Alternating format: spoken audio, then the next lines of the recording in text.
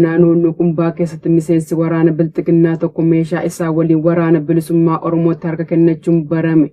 Jalwabii biyyaa waan qindeeffate qaba. Godina Baha Wallaggaa Naannoon Qumbaa ganda waamaa bidiruu keessaa bitoota 25,226 miseensi waraana Bilxiginnaa maqaa Farri Beelolaa jedhamuun waamamu tokko meeshaa isaa waliin waraana bilisummaa Oromootti harka kennachuu ajajaan waraana bilisummaa Oromoo bakkichaa ONM'tti himaniiru. Miseensi Farri Beelolaa kun qawwee Akaamaa tokko, rasaasa Akaamaa 30 fi gumbii tokko qabachuun obbolaawwan isaa kan ta'an gooticha waraana bilisummaa Oromoo bira nagaan ga'uun galii mooraa qabsoo bilisummaa Oromoof oolchuu isaa ajajaan waraana bilisummaa Oromoo Onichaa Arraata biyyoolessa Oromiyaatti himeera. Akka miseensi waraana Bilxiginnaa duraanii kun jedhetti ilmaan Oromoo hedduun mooraa diinaa keessa jiran jalqaba dirqamaan akka qabamanii fi mooraa sana keessattis halkanii fi guyyaa qawween akka eegaman ibsuun osoo carraa fi haala mijataa argatanii namni hunduu lubbuu isaa baraaruuf fedhii guddaa akka qaban ONM'tti himeera. Murni Bilxiginnaa dhiyeenya kana ilmaan Oromoo akka guutuu Oromiyaatti baay'inni isaanii 50,000 hanga 100,000tti tilmaamamu mukaamse dirqamaan waraana godhachuuf yaalus hedduun isaanii carraa argatanitti fayyadamuun gara waraana bilisummaa Oromootti harka kennachaa akka jiran gabaafamaa tureera. Murni Bilxiginnaa barsiisota guutuu Oromiyaa keessa jiran miindaa isaanii irraa persentaa 25 deeggarsa waraanaaf kutuuf karoorfatee jiraachuun dhaga'ame. Guutuun gabaasichaa akka taanutti isiniif dhiyaata. Murni Bilxiginnaa barsiisota guutuu Oromiyaa keessa jiran waraana keenya deeggaruu qabdu jechuun miindaa tokkoon isaanii irraa persentaa 25 kutuuf karoorfatanii geggeessitoota mana barnootaatti xalaa barreessanii jiraachuu maddeen Arraata biyyoolessa Oromiyaaf gabaasanii jiru. Murni Bilxiginnaa kufaatii dinagdee hamaa keessa seenuun tooftaalee garaagaraa fayyadamee dafqaan bultoota irraa kaasee hanga hojjettoota sadarkaa garaagaraa irra jiranii fi abbootii qabeenyaa irratti saamicha kallattii fi alkallattiin geggeessuun dinagdee uummataa laamsheessee qaanii tokko malee itti fufiinsaan ammas bifa adda ta'een saamicha raawwachuuf kaadirootaa fi waraana isaa bobbaasuun kallattii kaa'eef jiraachuun maddeen dabalataan eeranii jiru. Murni saboota impaayiratii keessa jiraatan irratti lola banuun gaaga'ama dinagdee fi lubbuu geessisuu itti fufee jiru. Bilxiginnaan amma ammoo barsiisota ofiifuu qaala'insa jireenyaaf jiraachuu dadhabanii yeroo garaagaraatti dabalii miindaa iyyachaa turan afaan qawweetti dhimma ba'uun miindaa isaanii irraa persentaa 25 kutee gargaarsa waraanaaf oolchuuf karoorfatee dirqisiisaa jiraachuu gabaasni keessa beektota irraa Arraata biyyoolessa Oromiyaa qaqqabe ni ifoomsa. Aanaalee godina kibba lixa shaggar keessatti sochii waraana PP raawwatamaa jiru jabaachuun uummanni gaaga'ama ulfaataa keessa jiraachuun himan.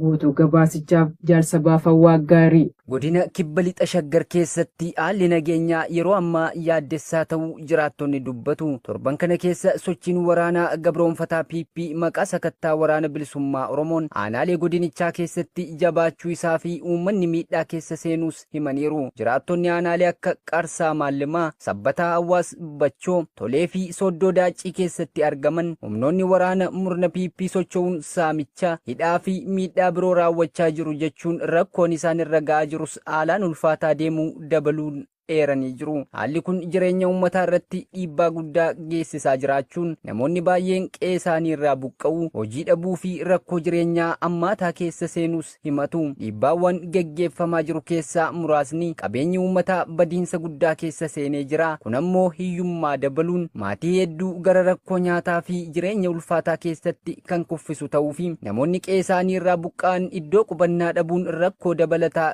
keessa galanii jiru. Dhiibbaan kun qaamaa fi qalbii uummataa qofa irratti osoo hin taane sammuu fi miira namaa irrattis rakkoo ulfaataa qaqqabsiisaa jira. Kana malees daa'immanii fi dargaggoonni sodaa keessatti guddachuun isaanii miidhaa yeroo dheeraa fiduu danda'a. Aanaa Wambaraa keessatti waraanni Bilxiginnaa barsiisaa tokko mana hidhaatti darbatanii hiraarsaa jiraachuun himame. Dabalata isaaf jaal yaadannoo Oromiyaa. Godina Matakkal aanaa Wambaraa ganda Dabra Zayit keessatti gareen ajjechaa fi saamichaa maqaa mootummaan of waaman torban lama dura barsiisaa maqaan isaa Masrashaa Yaadataa jedhamu kaamsuun hidhaatti darbatanii hanga ammaatti dararaa jiraachuu ONM odeeffate. Akka maddeen keenya bakkichaa jedhanitti barsiisaan kun aanaa Wambaraa ganda Dabra Zayit irraa kan barsiisu yoo ta'u badii tokko malee sababa oromummaa isaa qofaan yakkamuun gidirfamaa jiraachuu fi nama hirmaannaa siyaasaa kamirraa bilisa ta'e sobaa fi dabaan deeggaraa waraana bilisummaa Oromooti jedha. jedhame gaaffii seeraa tokko malee waajjira poolisii godina Matakkalitti hidhamee hiraarfamaa jiraachuu maddeen keenya ONM'tti himaniiru. Waraanni PP naatoo namummaa gonkumaa hin qabnee fi hin beekne kun barsiisaa badii tokko malee dabaan hidhan kana guyyaa guyyaan gadi baasanii reebuu fi doorsisuun rakkisaa kan jiran ta'uun dabalataan ibsameera. Deeggartoonni siyaasa murna maafiyaa bilisiginnaa maqaa deeggartoota waraana bilisummaa Oromooti jedhuun hawaasa Oromoo hunda dabaan yakkuun hojii idilee isaanii irraa ukkaamsuu, buqqisuu fi quba qabeenya mana murtii malee waajjira poolisiitti darbatanii hanga barbaadanidhanii maallaqa guddaa gaafachuu fi hiraarsaa ulfaataa irratti raawwatan ammeessanii jiru. Yaa'iin waliigalaa dhaabbata mootummoota gamtoomanii daldalli garbaa Afrikaa Atlaantik qaxxaamuree geggeeffame yakka hamaa dhala namaa irratti raawwatame jechuun moggaase. Jaaljisaa sirnaa dabalata qaba. Murteen kun roobii kaleessaa sagalee namoonni 123 harka rukutamee kan ragga'e yoo ta'u, 3 Ameerikaa, Israa'elii fi Arjentiinaan mormaniiru. Biriitanii fi biyyoota miseensa gamtaa Awurooppaa dabalatee namoonni 52 hirmaachuu irraa hafanii jiru. Murteen kun beekamtii kennuu bira darbee saboonni daldala garbaa irratti hirmaatan dhiifama sirnaa, beenyaa fi tarkaanfiiwwan loogii sirnaa furuuf fudhataman dabalatee haqa beenyaa irratti akka bobba'an gaafatee jira. Akkasumas meeshaaleen aadaa kanneen akka hojii aartii, siidaa fi kuusaa biyyoota ka'umsa isaaniitti hatattamaanii fi gufuu malee akka deebi'an gaafatee jira. Pirezidaantiin Gaanaa fi leellisaa ijoo beenyaa kan ta'an Joon Diraamaanii Mahamaa sagalee kennuu dura yaa'ii kanaaf haasawa kan taasisan yoo ta'u, murtoon kun tarkaanfii gara fayyinaatti geessu ta'uu ibsanii jiru. Har'a dhugaa mirkaneessuuf gamtaa cimaadhaan walitti dhufnaa, daandii fayyisuu fi haqa sirreeffamaa hordofna jechuun dagachuu irra eegumsa ta'ee akka tajaajilu dubbataniiru. Barreeffamichi ifatti daldala Afrikaanota gabroonfatanii fi gabroomsaa qabeenya sanyummaa Afrikaanotaa kan balaaleffatu yoo ta'u, loogii sanyii itti fufiinsa qabuu fi caasaa koloneeffataa haaraa jedhee ibsu dabalatee hambaa gabrummaa bara baraa kan calaqqisiisudha. Biyyoonni miseensa ta'an haqa deebisanii dhaabuu irratti marii akka geggeessanii fi jalqabbii barnoota daldala garbaa Atlaantik qaxxaamura irratti taasifamu akka deeggaran jajjabeeffamu. Waboon aanaa limmuutti lukkeelee bilisiginnaa irratti tarkaanfii fudhachuun du'aa fi madoon adabee kaanis harkaan qabuun meeshaa waraanaa irraa hiikkate. Gootichi waraana bilisummaa Oromoo zoonii lixaa godina Baha Wallaggaa aanaa limmuu bulchiinsa magaalaa Arqumbeetti har'a bitootessa 26 ganamaan loltoota faashistii bilisiginnaa irratti tarkaanfii fudhachuu beeksise. Irree fi gaachanni sabaa waboon tarkaanfii laalessaa bakkichatti fudhateen loltoota hawaasa nagaa dararuuf bobbaafaman tokko battalatti rasaasaan ajjeesuun tokkommoo madoo dandammii hin qabneen adabee lama fayyaatti harkaan qabee jira. Abdiin saba cunqurfamaa waboon bakkicha keessaa ari'ee dhuunfachuun gama meeshaatiin qawwee AKM 4 fi meeshaa boodattafaa lamaa fi qophiilee waraanaa hedduu waliin irraa hiikuun galii dantaa qabsoo bilisummaa Oromoof godhee jiraachuu hooggansi waboo bakkichaa beeksiseera. Tarkaanfii gootichi waraana bilisummaa Oromoo goleewwan Oromiyaa cufa keessatti loltoota faashistii bilisiginnaa kan ajaja koloneel Abiyyi Ahmediin hawaasa dararuuf bobbaafamte irratti fudhatu daran cimee itti fufa. Injifannoon uummata Oromoo.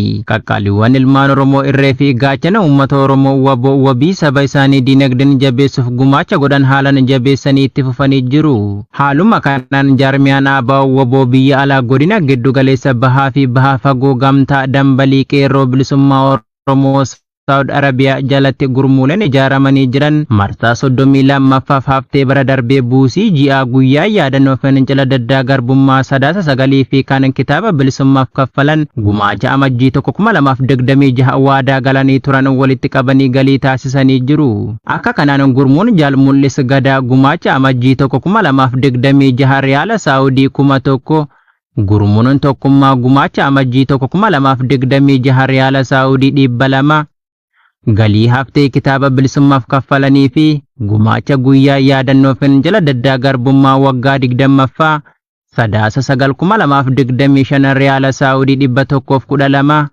idaama riyaala Saawudii 312 gurmuun gadaa haftee buusii ji'a riyaala Saawudii 550 fi gumaacha amajjii 2026 riyaala Saawudii 1,600 idaama riyaala Saawudii 2,150 gurmuun qeerroo bilisummaa Oromoo buusii ji'aa fi gumaacha guyyaa yaadannoo fincila diddaa garbummaa waggaa 20ffaa sadaasa 9,2025 riyaala Saawudii 1,750 walumaa galatti gamtaan dambalii qeerroo bilisummaa Oromoo jalatti gurmuuleen sadan olitti maqaan ibsaman kunneen riyaala Saawudii 3,462 gara maallaqa Empire Itoophiyaatti yommuu jijjiiramu qarshii 162 walitti qabuun irree fi gaachana wabii saba Oromoo waboof galii taasisanii jiru. Xumura irrattis ibsa ejjennoo qabxii 5 qabu baafatanii jiru.